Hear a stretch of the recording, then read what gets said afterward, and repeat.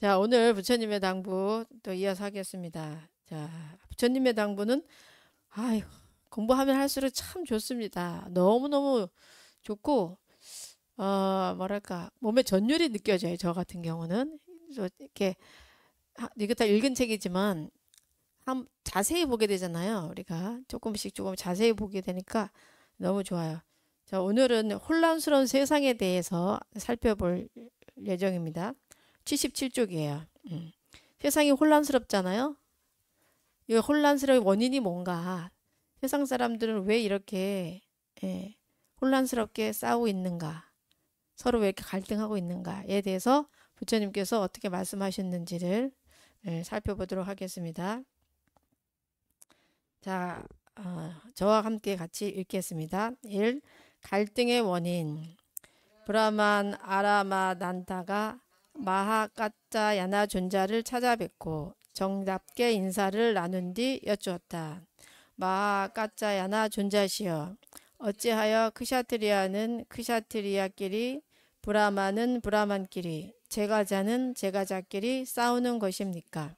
브라만이여, 그것은 감각적 쾌락에 집착하고 매달리고 중독되고 광박되어 감각적 쾌락을 놓지 못하기 때문에 크샤트리아는 크샤트리아끼리, 브라만은 브라만끼리, 제가자들은 제가자끼리 싸우는 것입니다. 마까짜야나 준자여, 어찌하여 수행자들은 수행자끼리 서로 싸우는 것입니까? 브라만이여, 그것은 견해에 집착하고 매달리고 중독되고 강박되어 견해를 놓지 못하기 때문에 수행자들끼리 싸우는 것입니다. 왜 미워하며 살아야 하는가?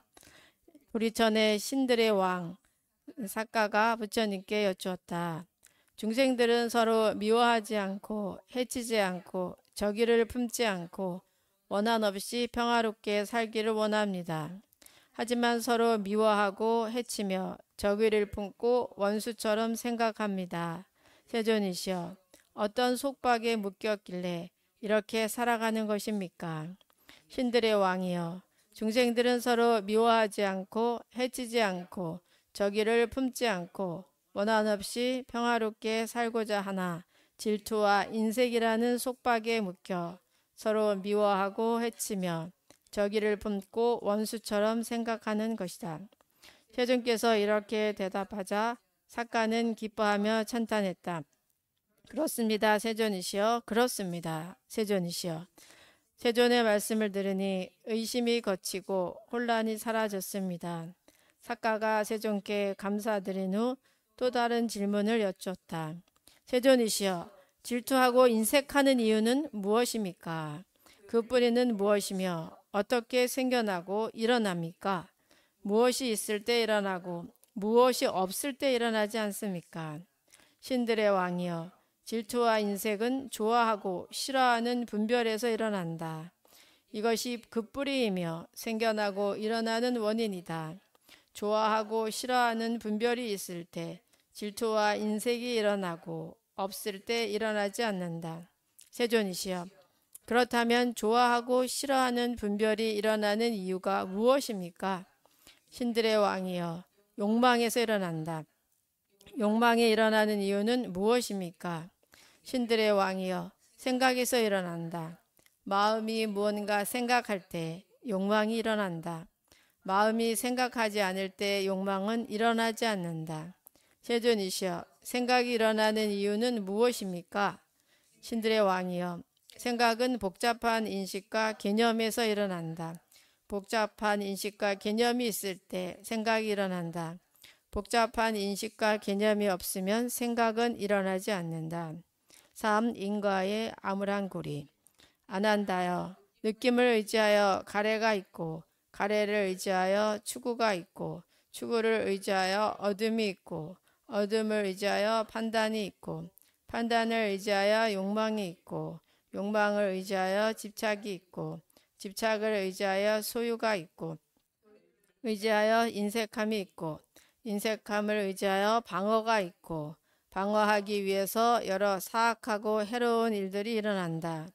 몽둥이와 무기를 들고 갖은 갈등, 다툼, 논쟁, 모욕, 모함, 거짓말을 일삼게 된다. 4. 폭력과 억압의 근원. 욕심, 미운, 어리석음은 모두 옳지 않다. 욕심내고 미워하고 어리석은 사람이 몸으로, 말로, 생각으로 한 행동도 전부 옳지 않다. 욕심, 미움, 어리석음에 휘둘리고 그런 생각에 지배당하여 나에게 힘이 있고 나는 더 많은 힘을 원한다는 욕망을 품고 거짓 핑계를 대며 다른 사람을 죽이거나 구속하거나 재산을 빼앗거나 중상모략하거나 내쫓는 등으로 고통을 준다면 이는 모두 옳지 않다. 자, 여기 밑에 주 읽겠습니다. 글씨가 좀 작죠? 추구는 형색 등의 대상을 추구하는 것이다. 얻음은 그러한 대상을 얻는 것이다. 판단은 자신이 얼마나 소유하고 다른 이들에게 얼마나 내어줄 것인지 또는 얼마만큼 쓰고 얼마만큼은 아껴 놓을지 등을 결정하는 것이다. 자, 먼저 보겠습니다. 자, 혼란스러운 세상. 자, 여기 이제 이 브라만 아라마단다라는 사람이 마하카짜야나 존자를 찾아뵙고 인사를 여쭈고 질문을 합니다. 네, 질문을 하는데 자, 크샤트리아는 왜 크샤트리아끼리 싸우고 브라만은 왜 브라만끼리 싸우고 제가자는 왜 제가자끼리 싸우는 것입니까? 하고 물어요. 이제 우리의 삶을 또 볼 수 있죠. 우리의 삶을 보면은 왜 부부는 부부끼리 싸웁니까? 친구는 친구들끼리 왜 싸웁니까? 그죠? 또 부모와 자식이 왜 싸웁니까? 이런 질문을 우리가 해야 되는 겁니다. 네, 그냥 싸우는 게 아니라 왜 싸우고 있지 우리가? 이걸 잘 들여다봐야 되는 거예요. 질문을 했더니 이 존자께서 대답을 하는데 뭐라고 대답하시냐? 감각적 쾌락에 집착하기 때문이다. 그리고 거기에 매달리고 중독되고 또 광박되어서 감각적 쾌락을 놓지 못하기 때문이다 라고 하셨어요. 자, 동의하십니까? 네, 감각적 쾌락 어떤 게 있어요? 여러분들이 집착되는 감각적 쾌락 뭐 때문에 싸웠어요? 본인을 잘 돌아보세요. 부부끼리 왜 싸웁니까? 내 말 안 들어주니까 싸웁니까? 네, 기대감. 예를 들면 뭐 남편이 내가 생일인데 잊어버렸다. 그러면 화가 나죠. 예. 그러니까 잊어버릴 수도 있는데 나는 생일날 꼭 뭔가 받고 싶고 그래야지 내가 행복하고 기쁘니까 화가 나는 거잖아요. 그죠? 거기에 대한 집착이 있는 거죠. 그래서 거기에 대해서 집착을 하게 되고 매달리게 되는 거죠. 그래서 한 번은 내가 참아줬어. 남편이 내 생일을 잊어버렸어요. 그래. 미안해. 내가 잊어버렸어. 그러면 그래. 그럼 다음에 꼭 잊어버리지 마세요. 근데 그 다음에 또 잊어버렸어요. 이게 이제 매달리는 거예요. 내년엔 안 잊어버렸겠지 했는데 내년에 또 잊어버렸어요. 그래서 중독되고 뭐 중독된다 이런 거는 대부분 특히 이제 부모와 자식 간에 많이 싸우는 경우가 그 초등학생이나 중학생을 둔 부모들은 게임 때문에 많이 싸우죠. 아이랑. 아이는 감각적 쾌락이잖아. 게임을 하면 얼마나 쾌락적이고 막 즐겁잖아요. 근데 엄마가 못하게 하니까 화가 나는 거죠. 그래서 싸우게 돼. 그러니까 중독이 됐기 때문에. 그러니까 꼭 게임뿐만 아니라 나는 무엇에 중독이 돼 있나 여러분 잘 보세요. 예를 들면 TV 같은 경우 TV를 볼 때 내가 이 채널을 보는데 아들이 아니면 남편이 내가 좋아하는 거를 못 보게 해. 그러면 화가 나요, 안 나요? 나잖아요, 그죠? 네. 그게 바로 내가 그 TV를 보면서 그 드라마를 보면서 감각적 쾌락을 느끼고 있는 거죠. 저 남자 참 잘생겼구나. 막 이렇게 이 스토리가 참 재밌구나 하면서 그 쾌락을 느끼고 있는 가운데 그걸 딱 중간에 멈추게 하는 거잖아요. 그러니까 이제 거기에 화가 나는 거지. 그러니까 거기에도 스토리에 중독돼 있기도 하고 TV 자체에 중독돼 있기도 하고 그러니까 우리가 중독돼 있는 것들이 많습니다. 자세히 섬세하게 봐야 돼요. 이 번뇌에서 벗어나기 위해서는 내가 무엇에 중독이 돼 있어서 이렇게 화가 나는가. 그죠? 보셔야 돼. 광박되어 있어. 이거는 꼭 이렇게만 해야 되는 거야. 예를 들어서 아이가 학교 갔다 와서 게임을 하는 거예요. 그러면 엄마는 어떤 강박이 있냐면은 아이는 학교 갔다 와서 숙제를 해야 되는 거야. 왜 이렇게 숙제를 안 하고 게임을 하는 거지? 이런 강박이 있을 수 있죠. 그래서 우리 오은영 박사가 나오는 그 프로그램에 보면은 내 아이가 달라졌어요. 그런가? 그 프로그램에 보면은 늘 이런 것 때문에 많이 부모들이 싸우고 그다음에 그 아이가 이상해지는 그런 과정을 보면은 그 부모가 강박을 가지고 있는 경우가 가장 크더라고요. 저도 그 프로그램을 보면은 아이들을 또 좋아하고 하다 보니까 얘가 도대체 왜 이렇게 힘들까 하고 자꾸 보게 되더라고요. 중독이 되더라고. 되게 저는 제가 제일 쉽게 중독되는 그 프로그램이 그거예요. 그래 얘가 왜 이렇게 힘들지만 그런데 대부분에 보면 아이가 너무 힘들고 막 아이한테 이상한 증세가 나타나고 하는 거 대부분은 엄마의 강박. 그래 학교 갔다 오면 꼭 숙제를 해야지. 왜 숙제를 안 하는 거야? 근데 얘는 학교에서 열심히 공부하고 왔기 때문에 숙제 같은 거 하기 싫은 거예요. 좀 놀다가 하고 싶은 거지. 근데 엄마는 계속 해야 된다는 그 어떤 강박을 가지고 있으니까 아이가 괴로운 거죠. 그래서 이제 싸우게 되는 거죠. 네. 싸움이 그래서 이제 일어나게 되는 거예요. 그래서 크샤트리아는 크샤트리아끼리. 크샤트리아가 뭔지 알죠? 모르셔요? 인도는 계급사회죠. 계급사회.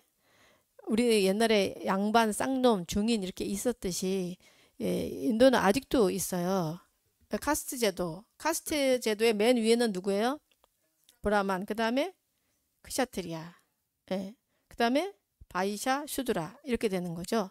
그래서 이제 브라만 계급들은 이제 제사 의식을 하는 분들이 브라만 계급이고, 크샤트리아는 이제 왕족이나 좀 장군들 이런 좀 무술하고 하는 그런 분들이 해당이 되는 거죠. 그다음에 흑샤트리아, 바이샤, 수드라. 그러니까 바이샤는 이제 평민들, 수드라는 노예 계급 이렇게 계급이 나눠지는 거죠.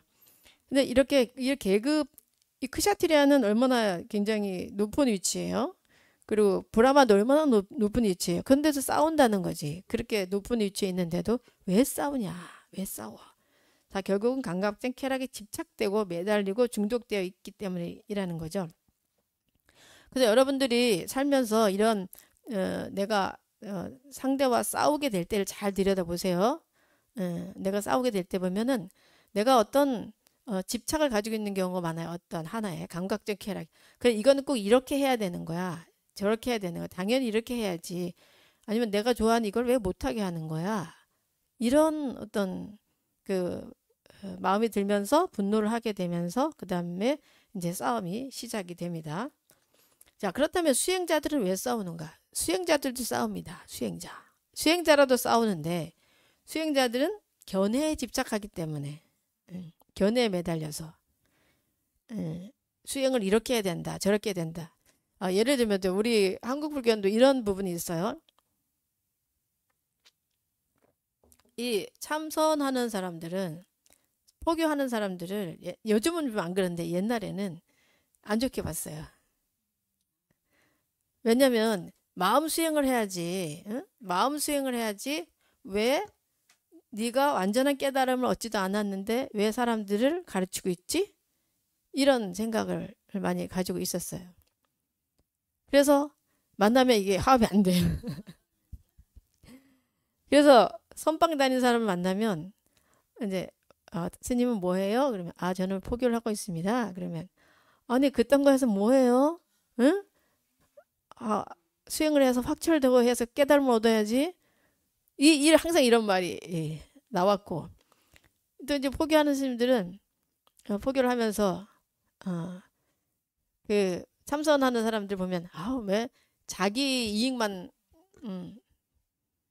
찾는 수행을 하지? 포교도 하고 해야지? 이런 마음을 쬐끔 가지고 있죠. 포교하는 스님들은. 포교하는 스님들은 더 폭이 넓어요. 왜냐하면 포교를 하면서 많은 사람들을 만나고 이런 다양성에 대한 이 존중과 인정을 경험을 하기 때문에 그래 어, 수영이 참 중요해. 나도 정말 산속에 가서 수영만 하고 싶다. 이런 마음이 있기 때문에 이제 그렇게 비난하거나 그런 경험은 별로 없는데 이렇게 수영하는 참선하고 명상만 하는 사람들은 나의 수행이 더 중요하지. 응? 내가 깨달음을 얻는 게 더 중요하지. 어, 왜 사람들하고 가까이 하고 그러지? 예, 사람들은 번뇌에 쌓여야 되는데 번뇌에 물들면 어떡하려고? 뭐 이런 생각도 있고. 그래요. 요즘은 근데 많이 그렇지 않아요. 옛날에는 그랬어요. 그래서 이제 포교를 한다 하면은 어른들이 이제 야단을 많이 치지. 예, 헛짓거리 하지 마라. 이렇게 아주 강하게 야단을 치셨어요. 강하게. 네가 말이야 깨달음도 얻지 못한 놈이 뭘 그런 거 한다고. 이렇게 야단을 많이 치셨어요. 근데 이것이 바로 견해에 대한 집착이죠. 견해에 대해서. 왜냐면 그것이 더 옳다고 알려져 왔고 그렇게 현실적으로 되어 왔기 때문에 근데 사실은 그게 옳기는 옳아요. 옳기는 옳아요. 왜냐?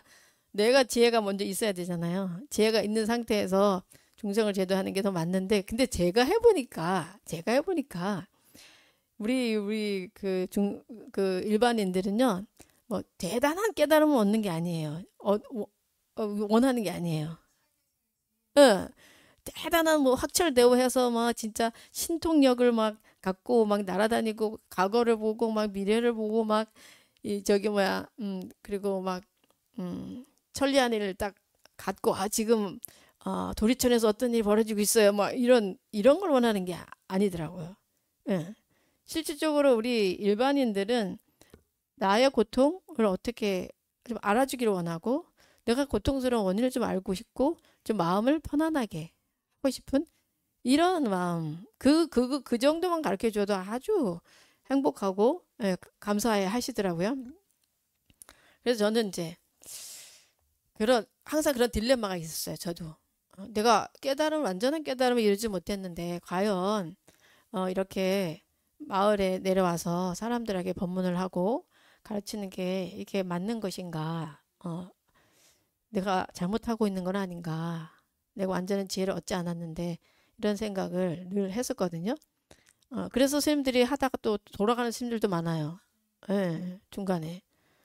근데 저는 좀 선지식 인연이 좀 많아가지고 제가 그때 그 인도네시아에서 포교를 할 때 이런 갈등을 가지고 있을 때였는데 어, 그 세계적인 어떤 스승을 만나게 됐어요.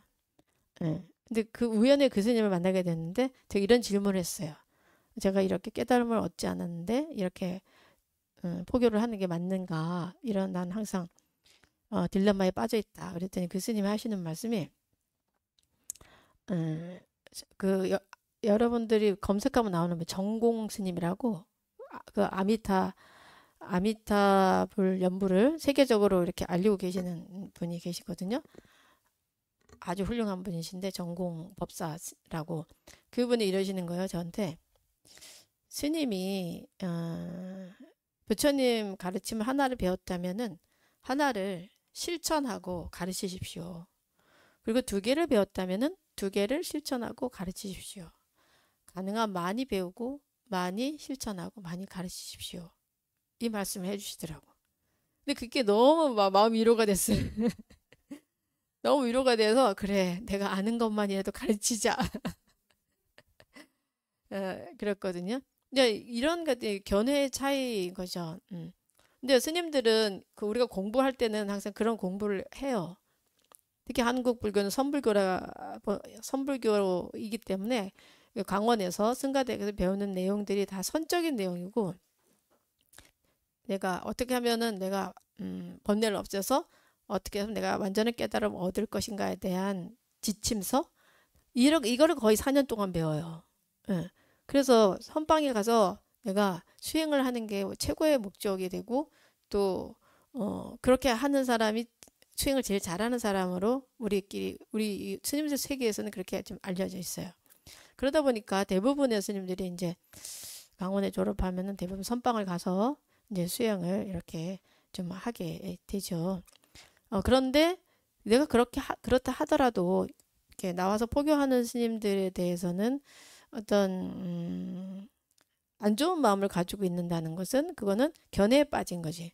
그래 인연 따라 그죠 다 인연 따라 그래 저 스님은 저기서 또 최선을 다하고 있구나 할 수 있고 그리고 제가 느낀 건 선방에서 고요에 앉아서 명상하는 것도 참 좋지만 이 사바세계에서 여러분들하고 같이 생활하면서 순간순간을 수행으로 여기면서 그렇게 하는 수행이 더 잘 되는 것 같아요.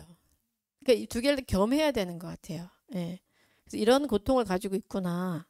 그리고 누군가 나를 비난할 때는 사실 뭐 선방에서 누구 비난하는 사람 없잖아요. 그러니까 마음이 항상 고요하지.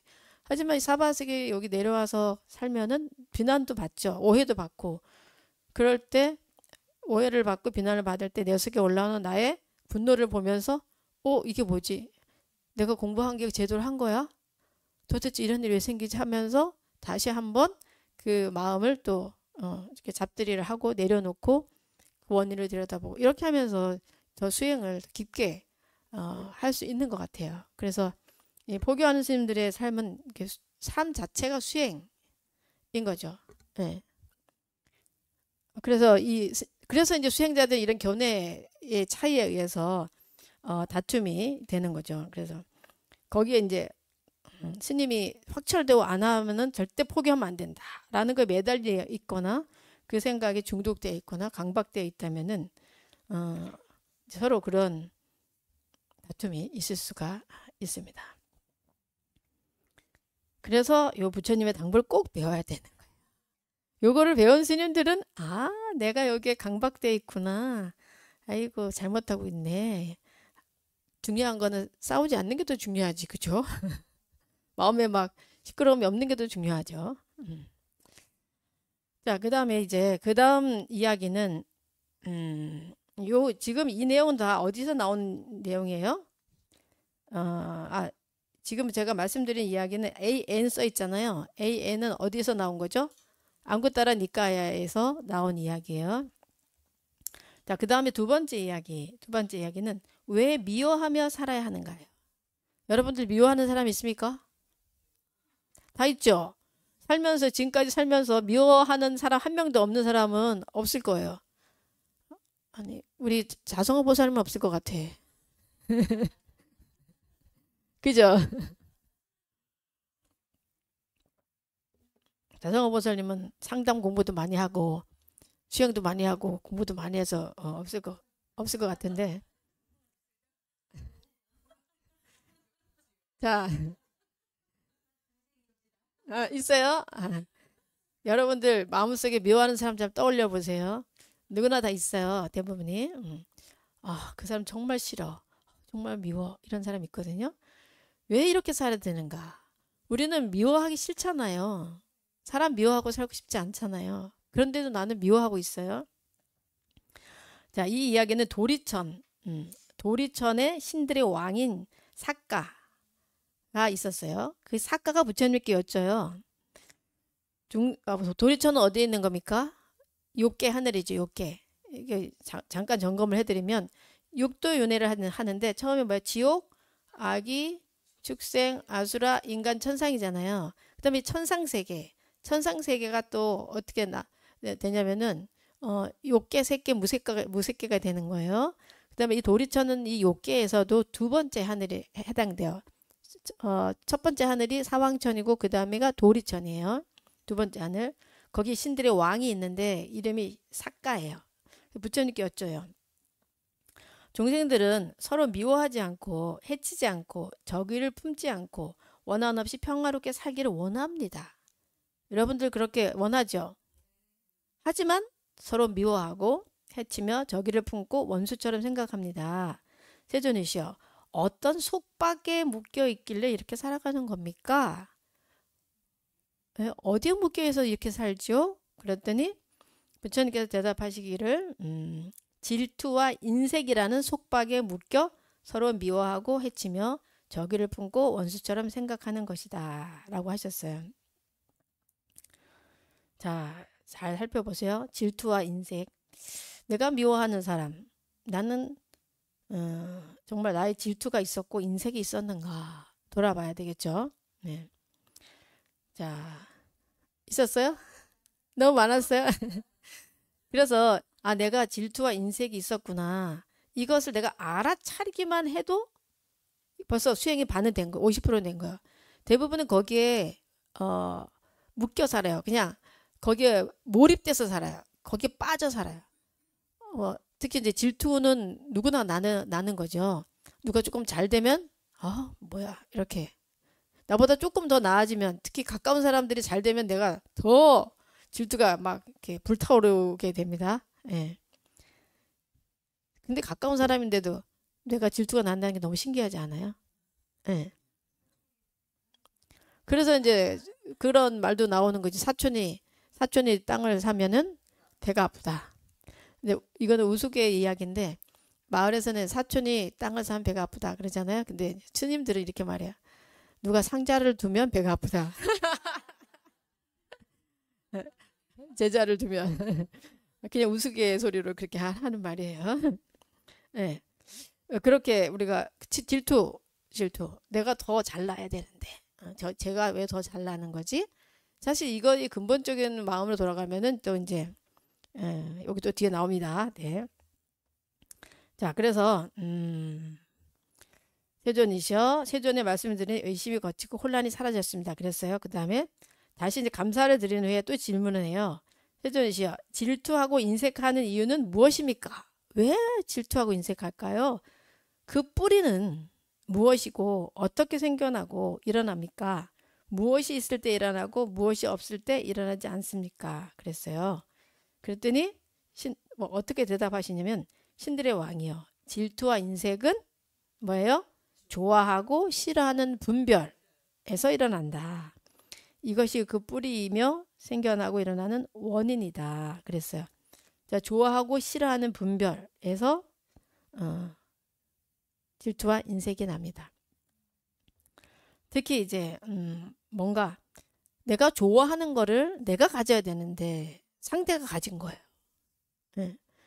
뭐 쉬운 예로는 우리 아들이 서울대를 들어가야 되는데 우리 아들은 못 들어가고 옆집 아들이 들어간 거예요. 네. 질투가 막 불타오르죠. 그러면서 와가지고는 누굴 잡아요? 아들을 잡죠. 저 옆집 애를 봐라.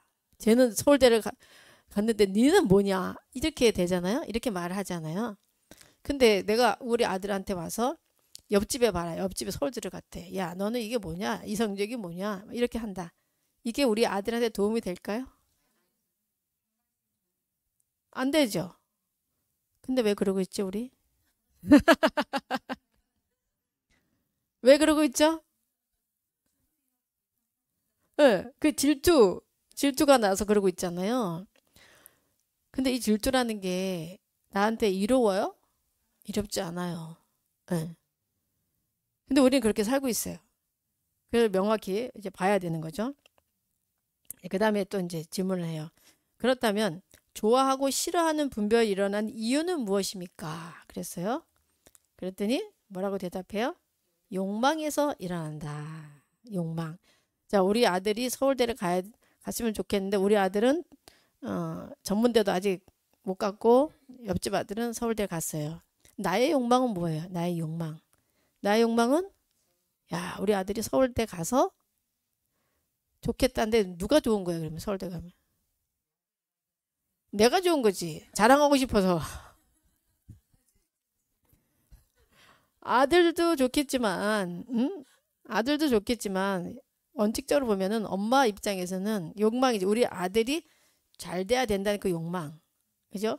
그리고 내가 우리 아들 서울대 갔습니다 하고 동네방네 떠들고 싶은 그 욕망. 예. 그리고 내가 이만큼 희생을 했는데 그 희생을 보상받고 싶은 욕망. 내가 아들 위해서 밥도 해주고 길렀는데 뭔가 얘가 보상이 있어야지. 응? 내가 이렇게 수고한 거에 대해서 얘가 좀 서울대 가고 하면은 내 어떤 수고로움을 보상받아야지라는 그런 욕망. 그런 욕망 때문에 그런 거죠. 잘 들여다봐야 돼요, 우리. 그리고 불교의 수행은 있는 그대로 보자는 거예요. 있는 그대로. 너를 정확히 봐. 있는 그대로, 있는 그대로. 뭐가 원인이지? 있는 그대로 한번 살펴보자. 근데 우리는 있는 그대로 못 보고 있죠. 욕망에 가려가지고. 응. 내 욕망을 채워주는 사람은 좋은 사람. 내 욕망을 채워주지 못하는 사람은 나쁜 사람. 이렇게 우리는 판단하고 있습니다. 자, 그렇다면 욕망이 일어난 이유는 무엇인가? 또 질문을 했어요. 일어난 이유는 무엇입니까? 하고 질문을 했더니 부처님께서 생각에서 일어난다. 그래서 생각에서. 마음이 무언가 생각할 때 욕망이 일어난다. 마음이 생각하지 않을 때 욕망은 일어나지 않는다. 그랬어요. 자, 생각. 우리 옆집 아들이 서울대를 갔는데 예를 들어서 그 얘기를 안 들었으면 어때요? 아무렇지도 않아요. 네. 근데 옆집 애가 서울대 갔다니까 이제 생각이 일어나는 거지. 우리 아들도 갔어야 되는데 말이야. 저 옆집은 말이야, 응? 그렇게 열심히 해가지고 갔는데 똑같은 부모인데 부모들이 똑같이 길렀을 텐데 얘는 왜 못 가고 얘는 간 거야. 예. 이런 어떤 생각이 들어온 거죠. 그리고 막 그걸 듣는 동시에 내 삶이 걔네 갑자기 초라하게 느껴지는 거죠. 내가 너를 어떻게 길렀는데, 어? 네가 말이야, 응? 성적이 요거밖에 안 되고 이렇게 된다는 거죠. 그 생각 안 하면 괜찮잖아. 그러니까 만약에 안 들었어, 안 들으면 생각도 안 나. 예. 그리고 그냥 아들이 성적을 좀 안 좋더라도 그래 어디라도 가면 된다. 응. 열심히 해라. 이런 마음일 텐데 들음으로써 또 생각을 일으키게 되는 거죠. 그랬더니 또 질문을 해요. 세존이셔 생각이 일어나는 이유는 또 무엇입니까? 그래서 생각이 왜 일어나냐고. 그랬더니 생각은 복잡한 인식과 개념에서 일어난다. 복잡한 인식과 개념이 있을 때 생각이 일어난다. 복잡한 인식과 개념이 없으면 생각은 일어나지 않는다. 그랬어요. 자, 서울대를 가면 좋다라는 그런 개념 있잖아요. 사람들이 서울대를 가면 다 나를 훌륭한 엄마라고 할 거야. 라는 어떤 그런 개념. 예. 그런 것들이 있기 때문에 그런 복잡한 인식이 여러 가지 막 떠오르는 거잖아요. 나의 삶에 대한 거, 쟤는 내가 공부할 때 안 하더라. 그죠? 그럴 줄 알았다. 이러면서 이런 어떤 그 지나간 것들이 막 이렇게 올라오면서 그 인식들이 막 올라오면서 또 서울대 가면은 훌륭한 사람이다. 우리 아들이 잘 되는 거다라는 그런 개념도 있고 사람들이 다 칭찬한다는 개념도 있고 사람들이 부러워한다는 개념도 있고 그렇잖아요. 근데 사실 그건 모르는 거예요. 그 사람이 서울대를 가서 좋을지 안 좋을지는 그건 아무도 모르는 일이죠. 사실 서울대 가가지고 안 좋게 되는 경우도 종종 있잖아요. 예. 그건 모르는 일이기 때문에 그냥 그 개념이라는 게 내가 개념이라는 거에 묶였기 때문에 예. 그렇게 내가 화가 나고 막 질투를 하고 그러는 거죠. 또 여기서 보면 또 인색이라는 거, 인색. 질투도 하지만 누군가한테 이렇게 베풀어야 되는데 베풀지를 않는 경우도 많잖아요. 아주 인색한 경우. 말에 인색한 경우가 참 많은 것 같아요. 제가 봤을 때는 가정이 행복하지 않은 이유들을 보면은 좀 따뜻한 말, 사랑스러운 말에 너무 인색해요. 그거 하면 돈도 안 들고 얼마나 그죠? 좋은데 아이고 그래 학교 잘 갔다 와라 이 말 한마디 하는 게 뭐 얼마나 돈이 들고 얼마나 힘들다고 그 말도 안 하고 인색한 거죠. 근데 이 사실 또 돌아다 보면은 이 인색이라는 게 내가 내 속에 지혜와 자비가 있어야지 나오는 거지 지혜와 자비가 없으면은 사실 나오는 자체가 또 안 돼요. 음. 네. 내가 지혜와 자비를 기르는 이런 수행을 자꾸 해야지만 되는데 또 이것을 기를 때는 한 번 하면 두 번 하게 돼요. 한 번 내가 상대를 칭찬을 하고 감사를 딱 표했을 때 그 사람이 좋아하는 거 보면은 그 다음에 내가 자동적으로 그게 또 나오는데 한 번을 안 하면은 계속 안 하게 된다는 거죠. 네. 그래서 묘하고 묘하며 이렇게 사는 거죠. 그 아들이 뭐 시험을 봤다. 그랬을 때 시험을 봤는데 예를 들어 50점을 맞다가 어느 날 아이가 공부를 해가지고 80점을 맞아왔어요. 엄마 나 이번에 80점 맞았어요. 그럼 뭐라고 해야 돼요? 너무 잘했다. 그렇게 하면은 얼마나 좋은 엄마예요? 근데 이 엄마는 욕심이 많아서 뭐라고 말해요? 야, 거봐. 하니까 되지. 다음에는 100점 맞아야지. 그때 아이의 심정이 어떨까? 100점이라는 거는 받기가 좀 어려운 부분이잖아요. 그죠? 그러니까 그 순간에 뭘 했느냐, 그냥 그 자체만 축하해주고, 칭찬해주고, 감사하고 하면은 그게 또 자양분이 돼서 더 나갈 수 있는 힘이 이렇게 나오는데, 그걸 우리는, 인색해가지고 못하고 있습니다. 우리의 현실이. 자, 그 다음에 이제 인과의 암울한 고리. 자, 어떻게 이렇게 고리가 계속 연결되는가? 안 한다. 느낌을 의지하여 가래가 있고 가래를 의지하여 추구가 있고 그래요. 자, 느낌을 의지하여 가래가 있다는 게 느낌이 어떤 느낌이야? 느낌에 세 가지 종류가 있죠. 첫째 느낌은 좋은 느낌, 그 다음에 둘째는 싫은 느낌, 그 다음에는 중간 어떤 느낌도 없는 거. 그런데 이제 처음에 이제 느낌에 의지해서 가래가 생기는 거예요. 특히 뭐 좋은 느낌 같은 경우 있으면은 내가 가지고 싶은 느낌, 그런 어떤 집착의 마음이 생기는 거죠. 또 가래를 의지하면 추구. 저거 너무 좋은 거야 하면은 그걸 갖고 싶고 하는 마음이 또 생기게 되죠. 또 추구를 하기 때문에 갖고 싶다는 마음이 생겼기 때문에 얻음이 있게 되는 거죠. 그럼 그걸 내가 취하게 되고, 그다음에 얻음을 의지해서 또 판단, 이거는 좋은 거야라는 판단을 하고, 또 판단을 의지해서 또 욕망이 있게 되는 거죠. 다음에는 또 이걸 또 가져야지, 더 가져야지 이런 욕망이 일어나게 되고, 또 욕망을 의지하다 보면은 집착이 생기게 되고, 집착을 의지하면 또 소유, 옆에 두고 싶고 내가 갖고 싶고, 그다음에 소유를 의지하면 인색함이 또 있고, 내가 내 거다 생각하면은 남한테 주고 싶지 않죠. 특히 좋아하는 거는 주고 싶지 않으니까 인색함이 생기게 되고, 또 인색함을 의지하면 방어가 있고, 누군가 내 걸 가져가려고 하면은 안 돼 하고 방어를 하게 되죠. 또 방어를 하기 위해서 여러 사악하고 해로운 일들이 일어난다. 누군가 내 거를 뺏어가려고 하면은 거기에 대해서 안 뺏기려고 막 몽둥이, 무기 이런 걸 들고 막 방어를 하죠. 그러다 보면 갈등, 다툼, 논쟁, 모욕, 모함, 거짓말 등을 일삼게 되는 겁니다.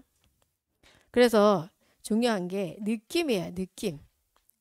그래서 느낌에 있어서 그 느낌을 내가 좋아하는 느낌에 빠지면 안 돼요. 저거 정말 좋다. 그랬을 때 그냥 내가 좋아하는구나 라고 그냥 알아차리기만 해야지. 저거 너무 좋아. 저거 내가 가지고 싶어. 이렇게 이 감정이 흘러가면은 그때부터 이제 고통이 시작되는 거예요. 그래서 여러분들 잘 살펴보세요. 난 어떤 느낌에 빠져서 그것을 갖고 싶고 또 못 가짐으로써 고통스러운 거, 또 누군가 내 거를 가져갈까봐 두려워하는 거, 이런 것들이 생기게 되죠. 그 다음에 폭력과 억압의 근원. 욕심, 미움, 어리석음은 모두 옳지 않다. 욕심내고 미워하고 어리석음은 사람이 몸으로, 말로, 생각으로 한 행동도 전부 옳지 않다. 욕심, 미움, 어리석음에 휘둘리고 그런 생각에 지배당하여 나에게 힘이 있고 나는 더 많은 힘을 원한다는 욕망을 품고 거짓 핑계를 대며 다른 사람을 죽이거나 구속하거나 재산을 빼앗거나 중상모략하거나 내쫓는 등으로 고통을 준다면 이는 모두 옳지 않다. 그랬어요. 결국은 폭력과 억압의 근원은 뭐라고요? 욕심, 미움, 어리석음이라는 거죠.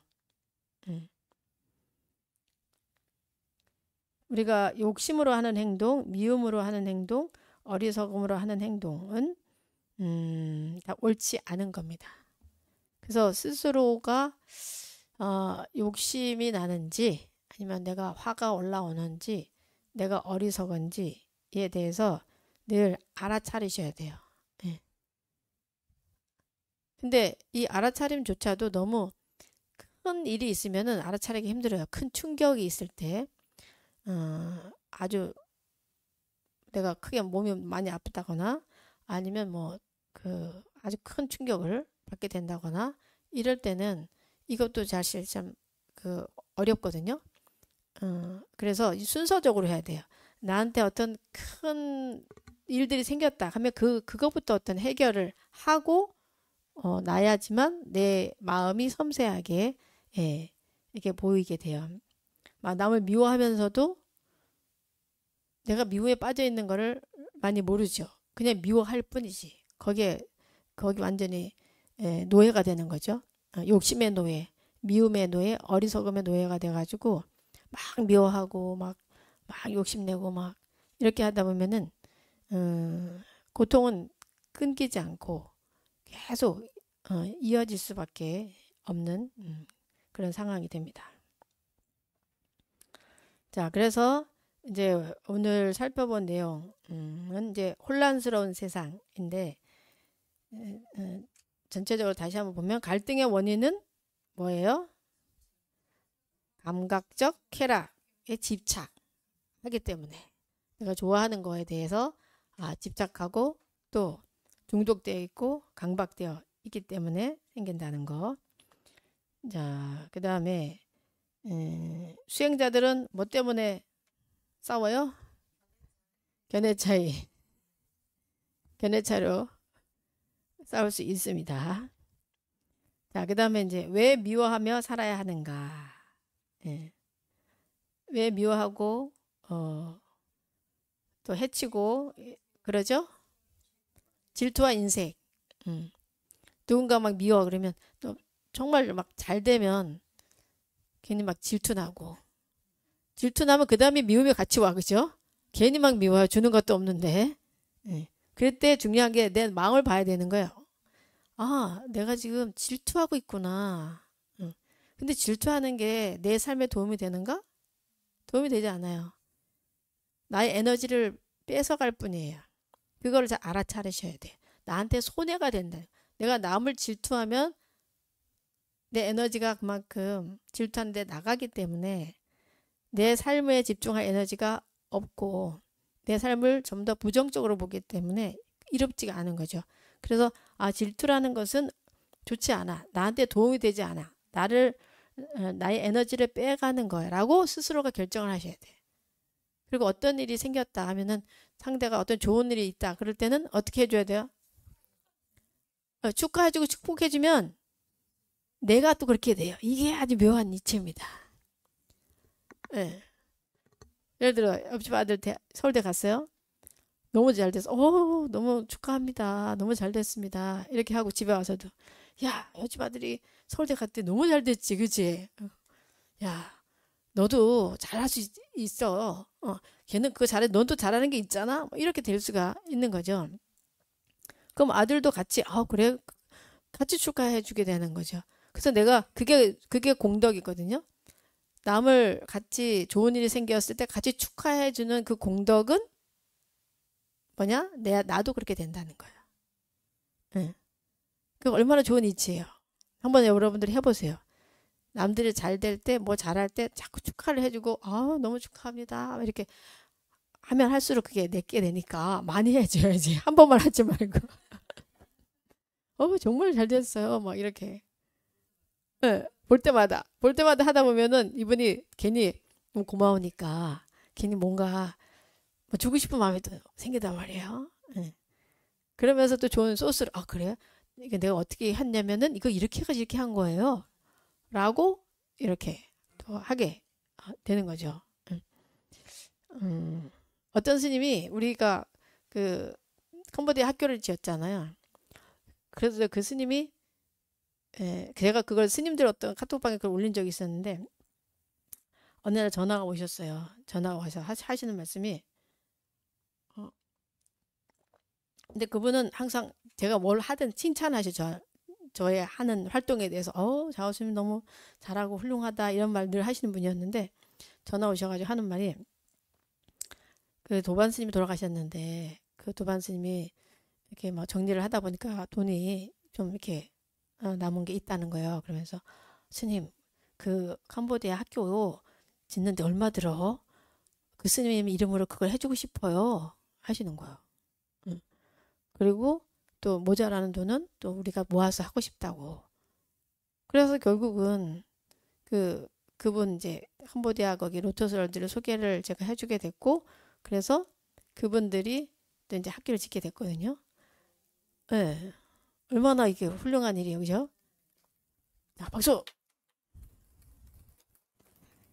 그러니까 찬탄을 자꾸 하다 보니까 저 일을 너무 좋다.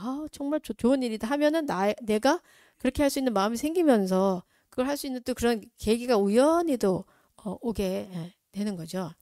근데 제가 그 얘기를 듣는데 너무 기쁜 거예요. 막 제가 날아갈 것 같은 거예요. 좋겠다. 또 아이들이 학교 없어가지고 힘든 아이들이 또 이런 행복한 삶을 살게 되니까 너무 좋다. 이런 마음이 드는데 그 마음이 든 내 마음이 또 너무 좋은 거예요. 예. 그 순간을 정말 그 행복한 그런 순간으로 살 수가 있는 거잖아요. 예. 순수하게 진짜 아무런 바람 없이 함께 축하하고 함께 막 기뻐하고 하니까 그 기쁨은 내게 되는 거잖아요. 예.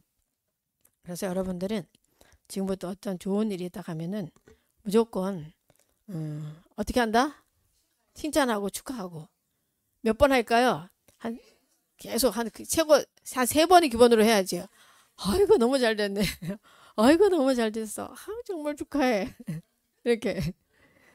그러면 그 순간 나도 너무 기뻐요. 나도 막 환희롭고 막 얼굴에 주름이 막 펴지고 얼마나 이익이에요. 근데 질투를 하면은 그래 잘 됐네.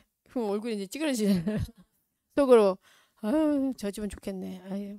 우리 아들은 못하고 이렇게 되면은 내가 에너지가 좀 더 이렇게 소진되고 그 어두운 에너지는 내 에너지를 소진하고 다음 일을 못하게 방해하거든요.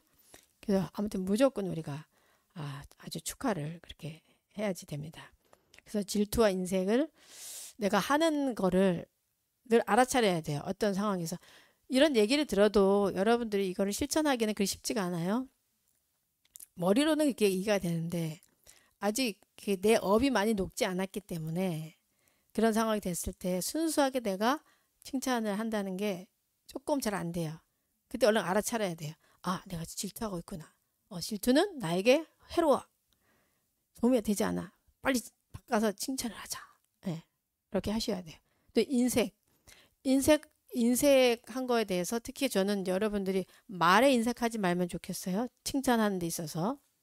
가족들에게 특히 감사의 표현, 칭찬하는 거, 이런 표현들을 자꾸 하려고 많이 노력을 하시고 또 뭐 누군가 원하는 게 있을 때는 가능한 들어주려고 이렇게 노력하시고 그렇게 하는 게 결국은 나한테 도움이 돼요. 내 수행의 업그레이드가 되는 거고 내가 이 어떤 우주의 이치를 더 크게 보고 명확히 볼 수 있는 그 지혜의 힘이 생기게 되는 거거든요.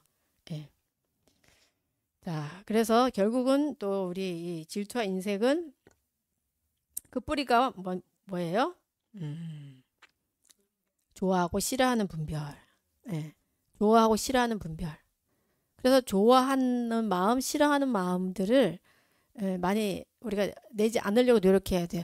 내가 좋아하는구나 라고 끝내야 되고 어떤 게 싫어하는 게 있으면 내가 싫어하는 마음이 올라왔구나 라고 딱 알아차려야지 알아차리지 않으면 계속 거기 빠져가거든요. 그러면서 저거 싫어 싫어 싫어 그래서 저 사람 왜 여기 오는 거야 뭐 내가 가게를 하고 있다 그러면 내가 싫어하는 손님이 있을 수 있잖아요. 저 사람 왜 오는 거야 자꾸 왜 오는 거야 그러면 그 사람 자꾸 더 와요. 그 마음의 흔적에 의해서 그런 사람 있습니까?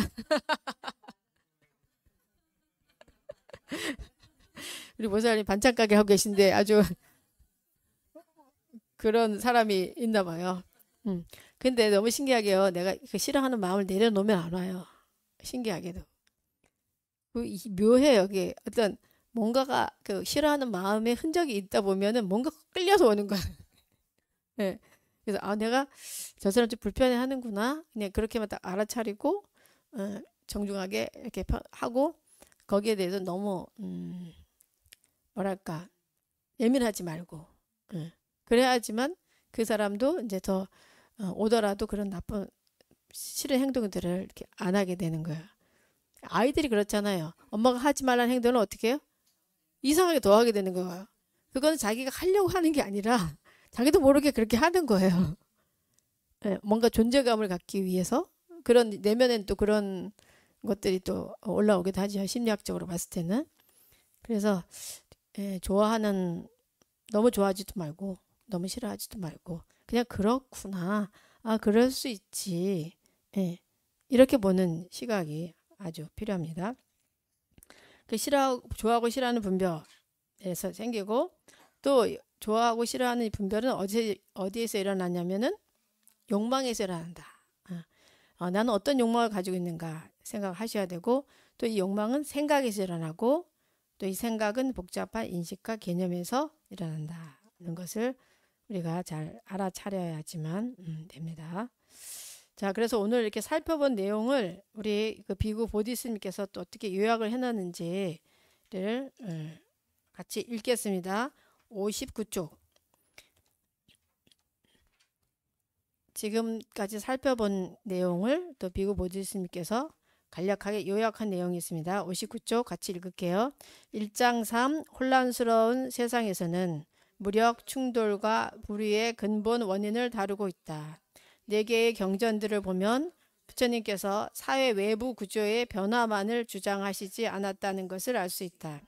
현실이 암울한 이유는 인간 마음의 악한 성향이 겉으로 표출된 것이기 때문에 사회 정의와 평화를 구현하는 동시에 우리 내면의 변화가 필요하다고 말씀하신다. 나아가 각종 분쟁, 폭력, 정치적 억압, 경제적 부도덕의 근본 원인을 추적해 결국 우리 마음속에서 찾아내고 있다. 3-1 갈등의 원인에서는 제가자들의 다툼은 감각적 쾌락에 대한 집착에서 일어나고 수행자들의 다툼은 견해에 대한 집착에서 일어난다고 설명하고 있다. 3-2 왜 미워하며 살아야 하는가는 부처님과 천신들의 지배자인 삭가 사이의 대화 내용으로 부처님은 증오와 원한의 뿌리를 질투와 인색에서 찾고 있다. 질투와 인색에서 더 깊이 추적해 보면 결국 최종 원인은 감각기관으로 유입되는 정보를 인식하고 인식하는 과정에서 근본적 왜곡이 일어나기 때문이다. 3-3 인과의 암울한 고리는 우리가 잘 알고 있는 12지 연기와 사뭇 다르게 연기를 설명하고 있다.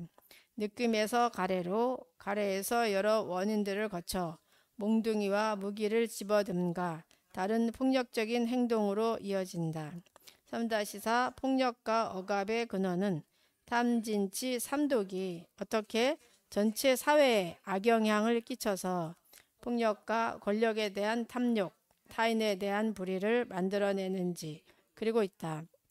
네 경전 모두 지속적이고 중대한 사회 변화는 인간 개개인의 도덕심이 변할 때 가능하다고 말한다. 욕심, 미움, 어리석음이 우리의 행동을 결정하는 주도적인 요인이 될 때 그 결과 역시 좋을 수 없다. 자, 그래서 이 사회 변화는 결국은 인간 개개인의 도덕심이 변할 때 가능하다는 거죠. 이 사회적으로 많은 문제들이 사실 일어나고 있고 옛날에는 상상도 못한 그런 범죄들이 생겨나고 있잖아요. 그것을 보면은 이 도덕심이 많이 상실되어 있는 거지 우리 사회가. 예. 그리고 이 도덕을 좀 강조를 해야 되는데 인간 윤리에 대한 강조를 좀 사회에서 많이 해야 되는데 요즘은 너무 물질을 따라가는 사회, 좀 감각적 쾌락을 따라가는 이런 그런 흐름으로 좀 많이 가고 있잖아요. 예. 그런 사회 속에서 우리처럼 이렇게 부처님의 가르침을 배운 사람들이 선두자가 돼서 좀 선구자적인 역할을 좀 해야 되겠죠. 예. 그래서 주변에 먼저 우리가 욕심과 성냄과 어리석음을 내려놓는 이런 수행들을 같이 하면서 이렇게 전하고, 그래야 욕심 내면은 나중에 나만 힘들지라던가, 그래 화는 내면은 장애문이 열리는 거야. 몇 개 열린다고요? 100만 개 장애문이 열려. 난 너가 행복하면 좋겠어. 장애가 많으면 행복하지 않잖아. 이렇게, 그죠? 이렇게 하면서 이런 어떤 분위기, 이런 그 지혜를 자꾸 우리가 알려야지 사회가 점점 고요해지고 좀 지성적이고 아름다운 세상이 되지. 이 도덕심, 인간 윤리에 대한 기본이 되는 것을 안 하면은 이 이상하게 흘러가는 이 사회의 흐름은 막을 수가 없어요. 개개인이 다 그러니까. 그렇기 때문에 여러분들 다음에 오실 때는 친구 한 명씩 다 데리고 오십시오. 예. 잘 설득을 해서 자꾸 한 번 듣고 두 번 듣고 해서 이런 것들을 알게 하고 해야지 이 사회가 잘 흘러가지. 특히 저는 걱정되는 게, 그래도 우리 시대들은 그래도 괜찮아요. 근데 우리 다음 시대들, 요즘에 20대 애들, 그죠? 30대 애들의 사고 방식을 보면 너무 놀라워요. 예, 너무 놀라워서 걱정되는 부분이 많거든요. 그래서 우리가 무엇을 이 사회에 남겨주고 갈 것인가에 대해서 좀 고민을 하면서 이 사회적인 책임, 이 지성인으로서의 그 책임감을 좀 갖고 좀 우리가 적극적인 행동을 좀 해야 되지 않을까. 그죠? 인과법에 맞춰서 사는 거, 욕심 없이 화내지 않고 어리석지 않게 사는 게 이게 정말 지혜로운 거고 모두가 함께 가는 세상이다는 거, 이런 걸 좀 많이 알렸으면 좋겠습니다.